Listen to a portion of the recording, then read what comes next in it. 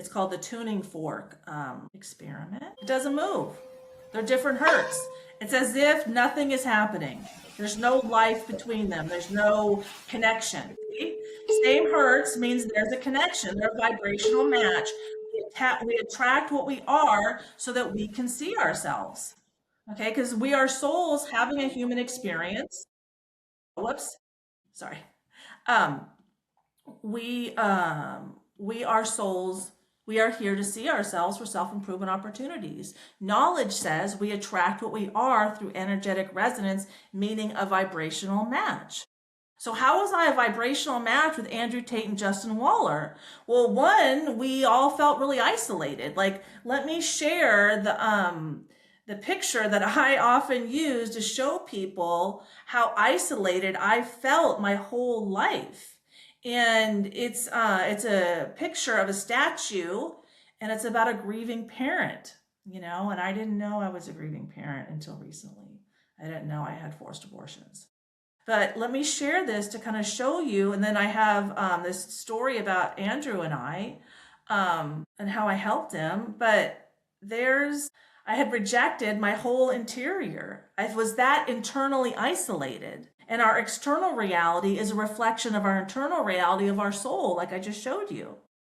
If I'm constantly drawn to selfishness and I'm triggered by selfishness, that is my soul repeatedly showing me my own selfishness. But if I don't know how to listen, then it will just keep showing it to me and showing it to me and showing it to me. Like, why did Andrew, one of the questions I asked his soul when I was helping him heal, because I didn't talk to him directly, I talked to his soul, and is, why was it necessary for you to stomp around the globe screaming, "I'm a man," when you're the 4-time UFC world champion?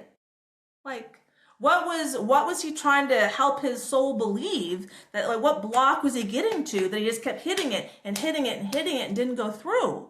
Well, we don't hear him doing that anymore because it went through. The block, I mean, I'm not going to share, it's his to share, but it was his to go through, but internally isolated. So I helped him once, and then he didn't ask for more help.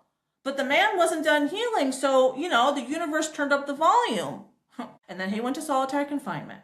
And then I started talking to his soul in my garage in the dark in my recliner because, I resonated with the man in solitary confinement, meaning I also felt that isolated. We had a similarity, we had a connection, we can understand each other and help, and work together to get out of our self-isolation. So, and like even Carl Jung has a quote. He says, "One does not feel isolated because he has no beings about him. One feels isolated because he has no one to share himself with. No one who really understands." But I understood Andrew Tate in solitary confinement. So it's here on the screen, but I'll share it here. When I was talking to Andrew Tate's soul when he was in solitary confinement, I had the following conversation with him. I said, "So, Andrew, you know that your external reality is a projection of your internal reality and how you feel about yourself, right?" His soul said, "Yeah." So I said, "From that perspective, why are you in solitary confinement?" And that's a question that, can help you see yourself.